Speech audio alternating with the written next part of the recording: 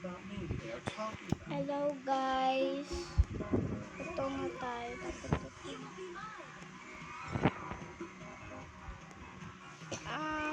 Guys, mag-comment kayo kung ano yung username nyo sa Roblox.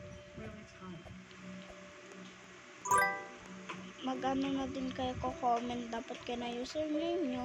Tsaka, pag nag-ano kayo, nag-comment or nag-like at subscribe sa akin, isusubscribe ko din kayo. Pag may video kayo, at wala kayong video, isusubscribe ko pa din kayo.